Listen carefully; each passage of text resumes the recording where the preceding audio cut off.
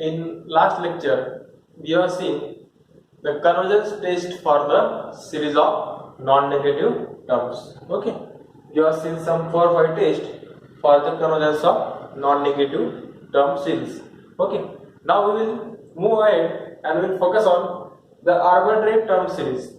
Till today or till last lecture, you have studied about only the series of non-negative terms. Okay, in that series the terms were all positive, all terms were positive. But now in this lecture we will study about series of arbitrary terms.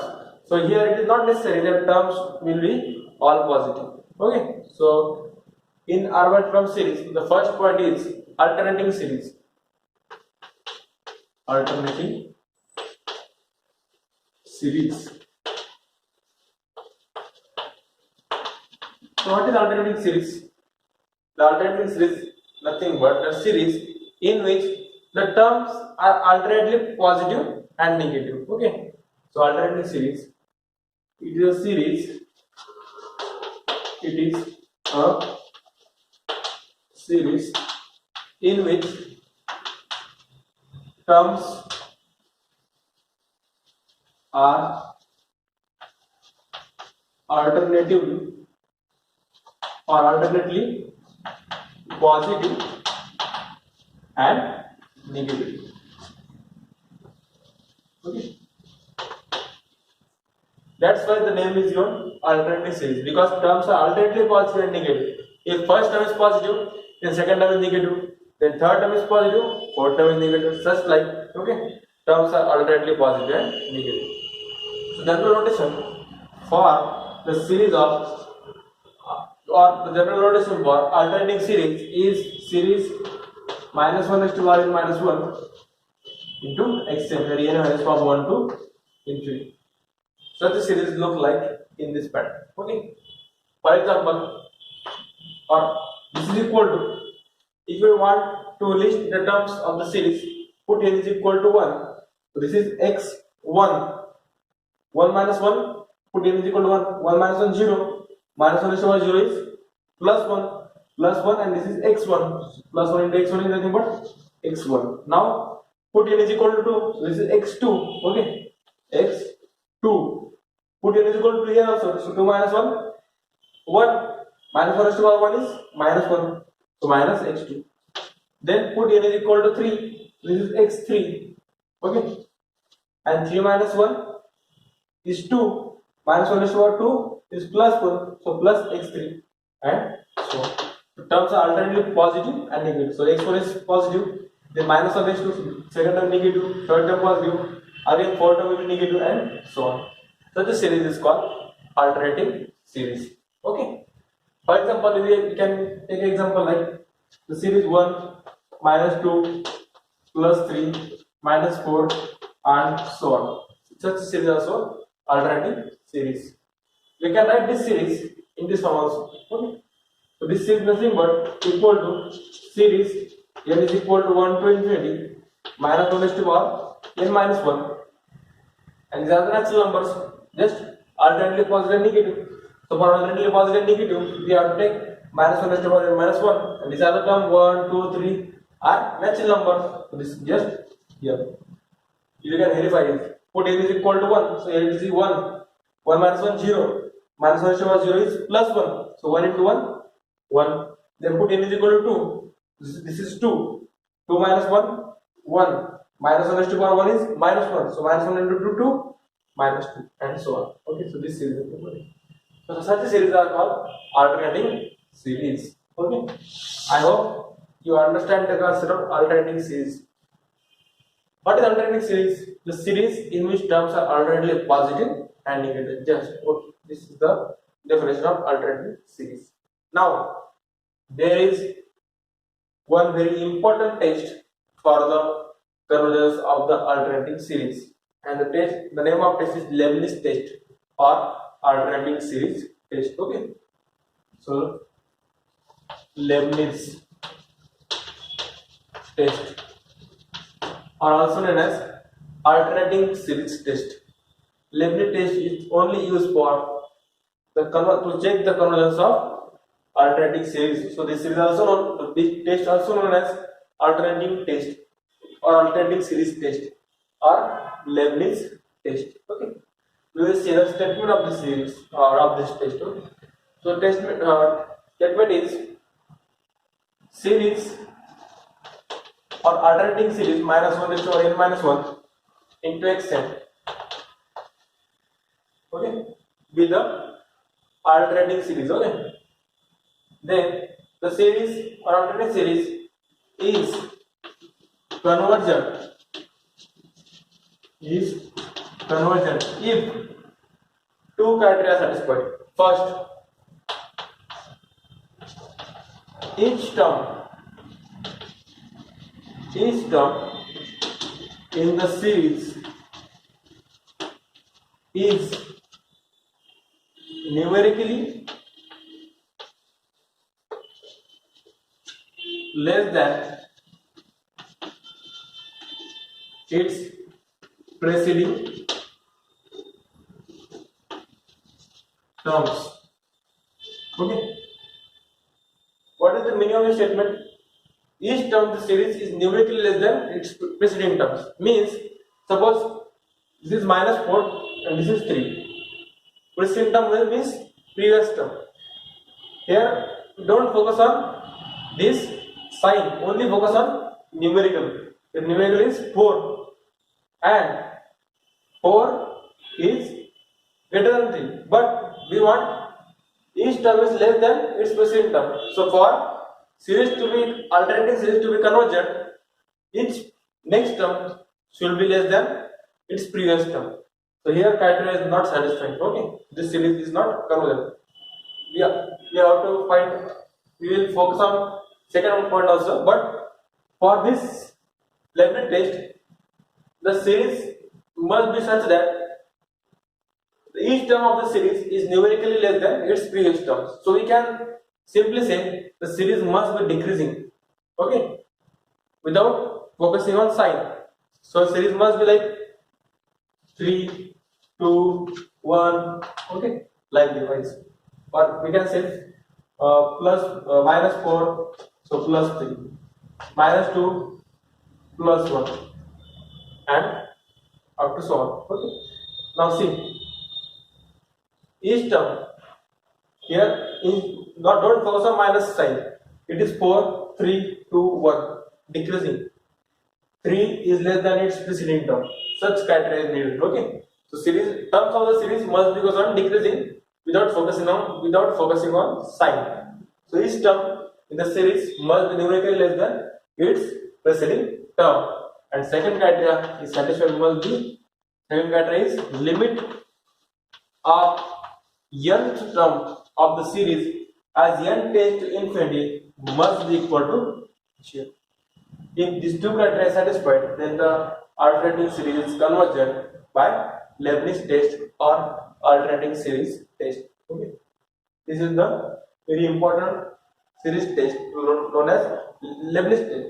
What it want? It just want series. It's just what is what that each next term is less than its previous term. Okay, each term is numerically less than its preceding term, and limit of the n term must be equal to 0. These two conditions satisfied, then the series is convergent by using Leibniz test. Okay, we will see examples based on Leibniz test or alternating series test. So the example is test the convergence of the series 1 minus 1 by root 2 plus 1 by root 3 minus 1 by root 4. Okay, by observation we can easily see that this series is alternating series. Why? First term positive, second term negative, third term positive, fourth term negative, up to so on. So our first target is to find the n term of the series. Okay, so by observation this series is nothing but equal to the series n is equal to 1 to infinity minus 1 is to r n minus 1 into 1 upon root n. See, 1 upon 1 by root 1, so 1 by 1, 1 upon root 2, root 3, root 4, just minus plus minus first. Okay, so this is for minus plus minus 1 is to 1 minus 1 and 1 by root n. Put n is equal to 1, so 1 by root 1, root 1 is 1, 1 by 1 is 1, and minus 1 is to 1 minus 1 is 1 minus 1 is 0, minus 1 is to 1 minus 1 is to 1 0 is plus 1, so 1. Put n is equal to 2, 1 by root 2, put n is equal to here also 2 minus 1 1, minus 1 is to 1 1 is minus 1, so minus 1 by root 2 and so on. Okay, so this is equal to this series is equal to this series, and here this series, if you compare with the series minus 1 raised to power n minus 1 into xn, okay, then here, so here xn is equal to this 1 by root n. Okay, so here xn is equal to 1 by root n.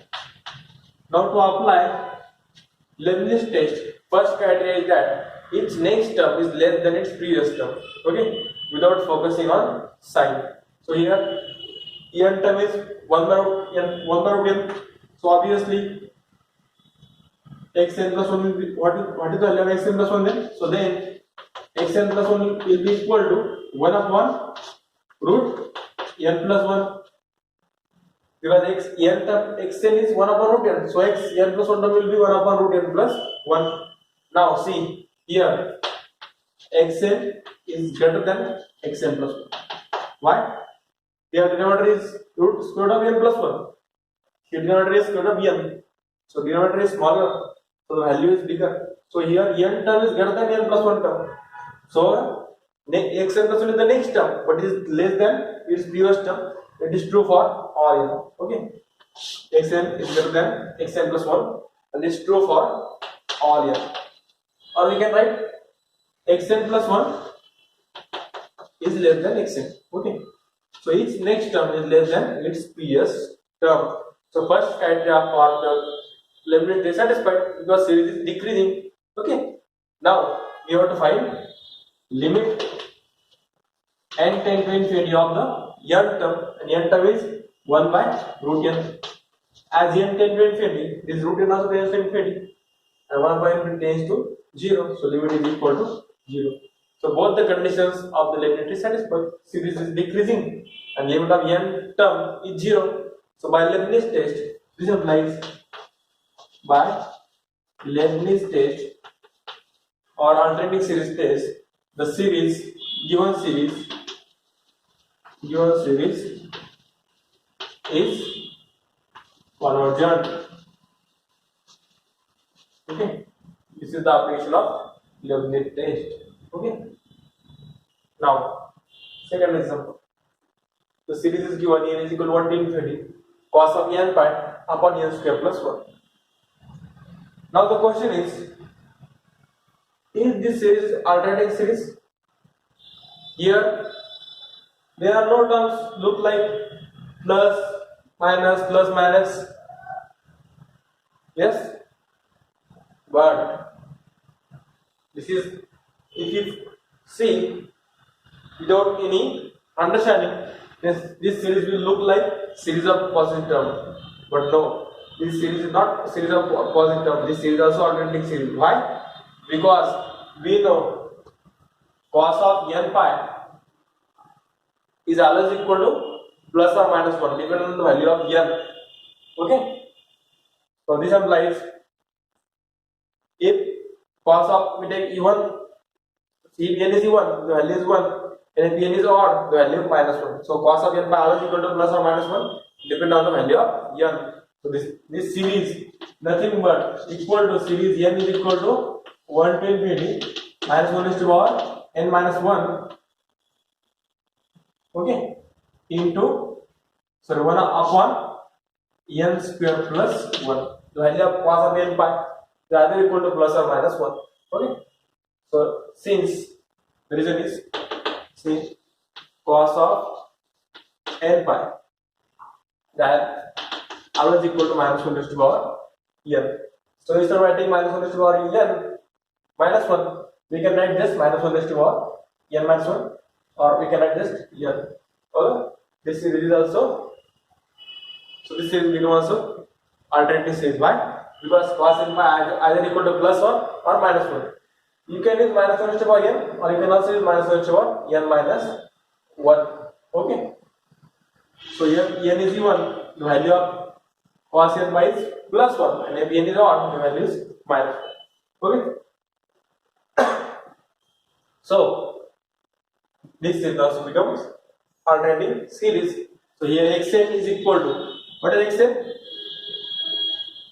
Minus, the series is minus 1 to the power n into 1 upon n square plus 1. So we can write this minus 1 to the power n as it is 1 upon n square plus 1. So this is our xn. Okay.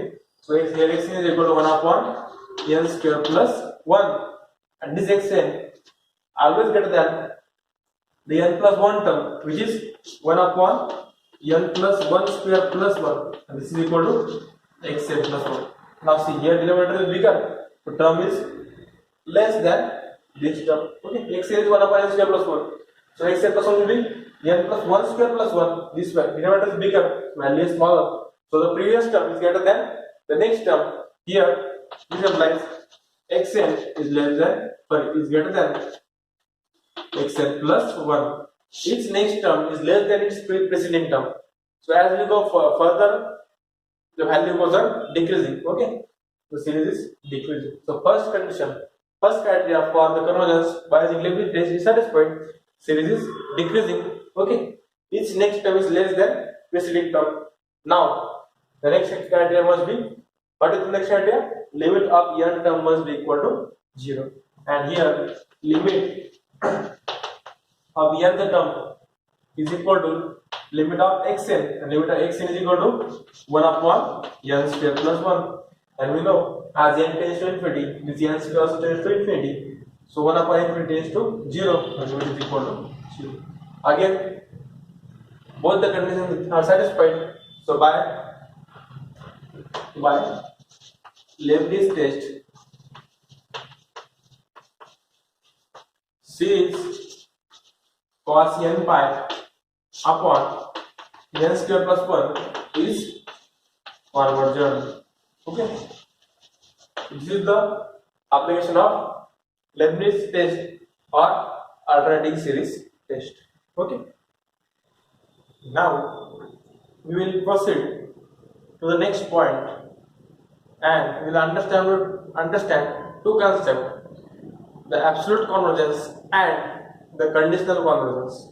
Okay, so what is meant by the absolute convergence of the series? I will give you definition first. Okay, the series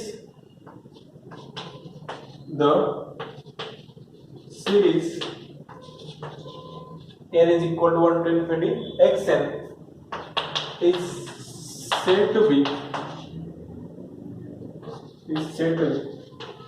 convergent, absolutely convergent. So is said to be absolutely convergent if the series mod of xn of n is equal to 1 to infinity. Okay, when there is no limit, then assume it is always n is equal to 1 to infinity. The series xn is said to be absolutely convergent if the series mod of xn is convergent. This is the definition of absolute convergence of the series. What definition? The series whose n term is xn is absolutely convergent if the series, by taking mod of the given series, mod of each term xn is convergent. If this series is convergent, the series xn is said to be absolutely convergent. Okay, for example, consider the series 1 minus 1 upon 2 square plus 1 upon 3 square plus 1 upon 4 square up to so on. Okay, this is the series our series xn. Okay, now the series mod of xn is obtained by taking mod of each term. The mod of 1 is 1. Mod of minus of 1 by 2 square is equal to plus, but we are taking mod of each term. So mod of minus of 1 by 2 square is equal to plus 1 upon 2 square. Again plus 1 by 3 square given as it is inside the mod. So 1 upon 3 square. Okay, here is minus of 1 by 4 square. By taking its mod, it becomes plus 1 upon 4 square up to so on. Now look at this series. This series is nothing but equal to the series n is equal to 1 to infinity 1 upon n square, and this is the p series. This is the p series with p greater than 1, and hence convergent. Okay. Now see, this is given series. This is the series by taking mod of each term, and this series of mod of xn is convergent. Hence, the given series is absolutely convergent. This implies the series xn is absolutely convergent. Okay. Why?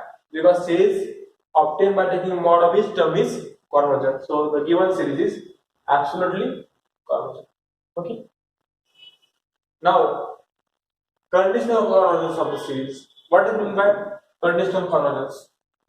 The conditional convergence is that a series xn, okay, the series xn is said to be conditionally convergent.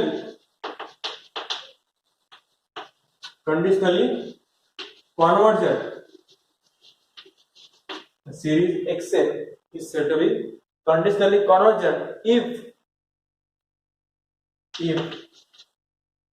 the series xn is convergent,